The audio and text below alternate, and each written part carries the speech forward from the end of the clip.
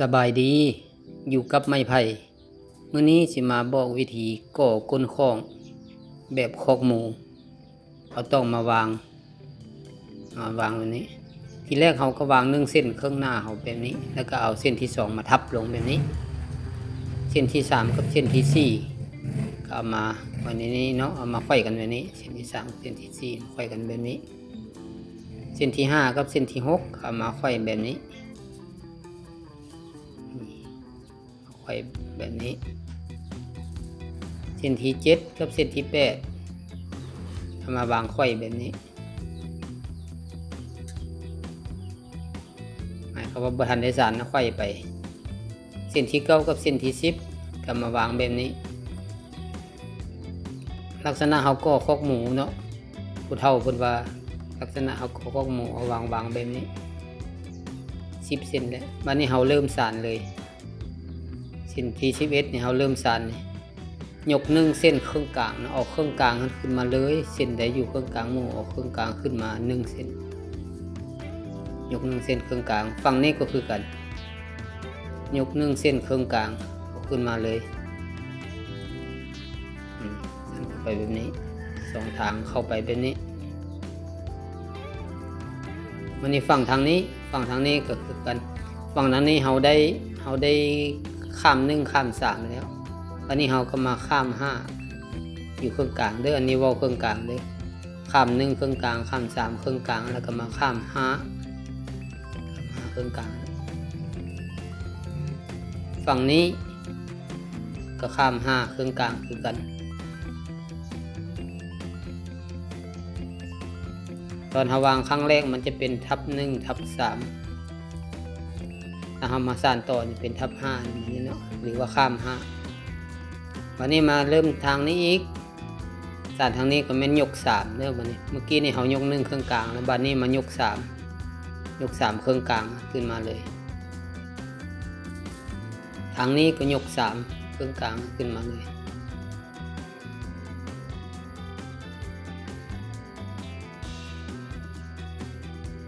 สานเอาสานไปพร้อมกันมันจังบ่ลงเนาะแต่ละด้านไปพร้อมกันมันจังบ่ลงถ้าเฮาสานเก่งแล้วเฮาสานไปด้านใดด้านหนึ่งก่อนแล้วจึงมาสานด้านใหม่ก็ได้คือกันตอนนี้นี่เฮามาสานไปพร้อมกันรถแต่ละด้านนี่เนาะตอนนี้เฮาก็มายก1ข้าม3ยก1ข้าม3แล้วก็มายก1เครื่องกลางนั้นแล้วก็ข้าม3แล้วก็มายก1สุดท้ายยก1ข้าม3แล้วก็มายก1เครื่องกลางนั้นข้าม3แล้วก็มายก1สุดท้ายหมายความว่าเอาเครื่องกลางนั้นคือ1เส้นเอา2ฝั่งข้างเฮ็ดให้มันเป็นลาย3วันนี้เรามาจัดแต่งเนาะจัดแต่งมันจัดเข้าให้มันที่กันมันนี่เมื่อกี้เนี่ยเอาเฮ็ดมันห่างเพื่อความเข้าใจเขาสร้างที่มันจะเบิ่งบ่เห็นครับเนาะเขาสร้างห่างได้ความเข้าใจแล้วเขาก็เอาเข้าที่กันเลยบัดนี้จัดเข้ามันที่หมดทั้ง4ด้านนี่เขาจะสังเกตเห็นว่าตอนเขาก่อคอกหมูเริ่มแรกขึ้นมาเขาจะเห็นว่าทับ1ทับ3ทับ5แล้วก็ยก1ยก3ยก5อยู่เครื่องกลางเนาะ2ฝั่งข้างมันจะเป็นลาย3นี่เข้าตัวได้ประมาณนี้แล้วนี่พี่น้องนี่เราก็เริ่มสานต่อไปนี่มันเป็นลายขึ้นมาในนี้เนาะข้าม1ข้าม3ข้าม5แล้วยก1ยก3ยก5อย่างนั้นเนาะนี่เราก็ยก5นี่เนาะยก5เครื่องกลางนี่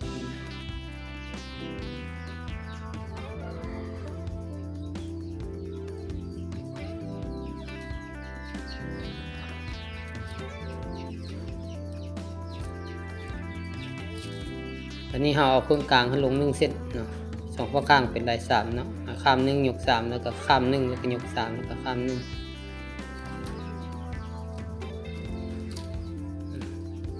เพราะว่าเครื่องกลางให้ลง1เส้น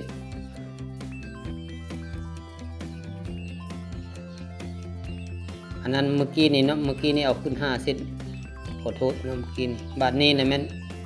เอาลง1เส้นเครื่องกลางนั้น เมื่อกี้นี่เอาขึ้น5 เส้นครึ่งกลางบาแล้วเอาลง1 เส้นครึ่งกลางเอาลง1 เส้นครึ่งกลางบัดนี้ข้างต่อมาก็แม่นเฮ็ดเป็นลาย3เนาะ2ข้างมันนะถ้าเอาลง1แล้วเนาะหมายความว่าลง1แล้วก็ยก3บัดนี้มาเบื้องนี้เบื้องเนาะเบื้องนี้เครื่องกลางมันนี่เนาะเครื่องกลางมันนี่พอดีเอาขึ้น5นี่เนาะ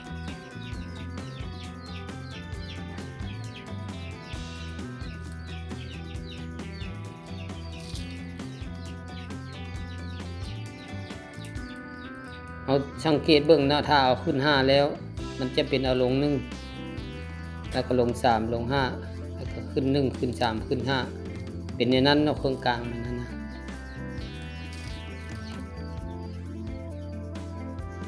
เมื่อกี้นี่เอาขึ้น3เนาะบัดนี้เอาขึ้น5อันนี้ก็เครื่องกลางเหมือนเดิมตัวนี้ก็เอาขึ้น3คือกันเอาขึ้น3เครื่องกลางขึ้น3แล้วก็ข้าม3ลด3แล้วแต่ว่ามันบ่ทันได้พอ3มันก็เป็นลด2อยู่ทางแคมมันนะ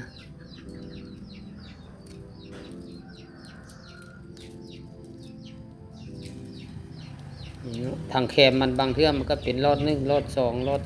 3หรือว่าข้าม1ข้าม2ข้าม3ก็ไม่ทางแคมมันนะแต่ว่าเฮาจื้อเอาจุดใจกลางของมันจุดใจกลางถ้าเอาขึ้น1แล้วมันจะเป็นขึ้น3ขึ้น5นี่จะได้แบบนี้เนาะถ้าลง1แล้วก็เป็นลง3ลง5เข้าไปเนาะ2ข้างเป็นลาย3นี่เฮาเก็บเป็นลาย3เลยก็ได้เนาะบางเทื่อมันก็ออกเป็นลาย3เครื่องกลางมันนะบางเทื่อมันก็ได้ข้าม1บางเทื่อมันก็ข้าม3มันก็ออกเป็นลาย3บางเทื่อมันก็ข้าม5แต่ว่าเฮาสาน2ว่าข้างมันสานเป็นลาย3เพราะว่าก่อแบบคอกหมูนี่มันก่อแบบลาย3อยู่แล้วอันนี้เนี่ยแม่นเฮาก่อแบบลาย3เด้อลาย3มีบีมันอยู่เครื่องกลางนั้นบ่อนที่ว่าข้าม1ข้าม3ข้าม5หรือว่าลง1ลง3ลง5นะอยู่เครื่องกลางนั้นเอิ้นว่าเส้นบีเอิ้นว่าเส้นบีตอนนี้มันเอา1เส้นเครื่องกลางนั้นลงเอาลงแล้วก็ข้าม3ลอด3ออกมาทางข้างเส้นเครื่องกลางนั้นลง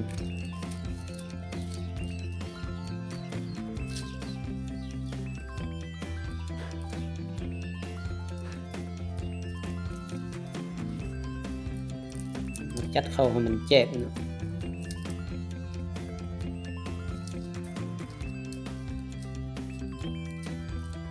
เก็บบุทึกเนาะเก็บไหมถ้าเราเก็บบุทึกลายมันชานเข้ามันจะบกเข้าเนาะเก็บทึกลายมันก็สานของง่ายๆลายของมันจะออกมาเป็นแบบนี้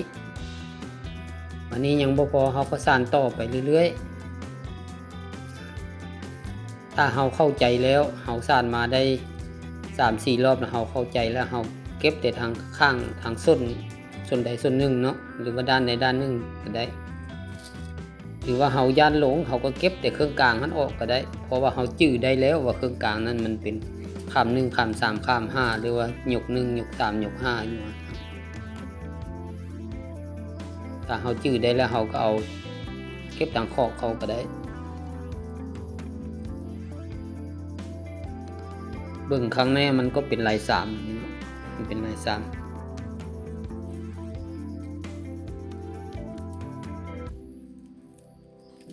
นี่เครื่องกลางนี่ลง5เส้นนี่2ข้างยกเป็นลาย3เนาะสานเข้าไปนี่สานแต่ละด้านเข้าไปแบบนี้เนาะด้านนี้จะเป็นเครื่องกลางลง1เส้นนี่ด้านนี้เนาะ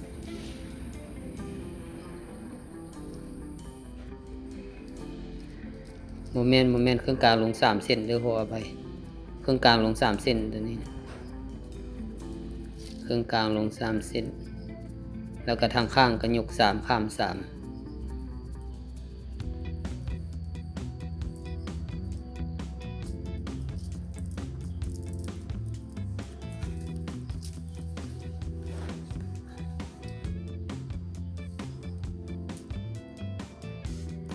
เอาสานเข้าไปแต่ละเบื้องนี่เนาะแต่ละด้าน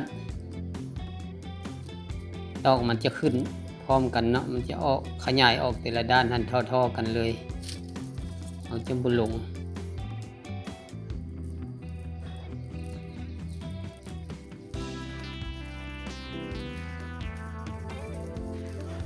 เครื่องกลางนั้นลง3แล้วก็ยก3ข้างๆแล้วก็ข้าม3ออกมาเป็นแบบนี้เนาะพี่เนาะลายมันเป็นแบบนี้ทางพื้นมันก็จะเป็นแบบนี้ทางพื้นมันเอาซ้ำนี้ก็พอเนาะข้างละ16เส้นเอาสานลาย3แล้วมันถึกเนาะสานลาย3ธรรมดาลาย3แบบดังเดิมนี่มันถึกเนาะข้างละ16เส้นเป็นข้องขนาดกลางเนาะอันนี้เราก็มาใส่ไม้ขัดก้นใส่ไม้ขัดก้นแล้วเราก็เริ่มสานขึ้นโตเลยแต่ว่าคลิปนี้นี่เอาให้เบิ่งเพียงซ้ำนี้เนาะเพราะว่าเป็นการก่อเริ่มต้นการก่อก้นข้องแบบลายคอกหมูเนาะลาย3ลายคอกหมูก็เป็นลาย3ก่อก้นกระม่องกระยังก็ได้แบบนี้หันเนาะก่อก้นกระต้าก็ได้สานแบบนี้นะใส่ได้หลายอย่างอันนี้มันเป็นวิธีการก่อแบบคอกหมูเนาะมันมีหลายแบบการก่อก้นข้องก็มีหลายแบบหลายวิธีนี่ก็เป็นวิธีหนึ่งนี่มันละเอียดแน่นหนาเนาะวิธีนี้มีความละเอียดแล้วก็แน่นดี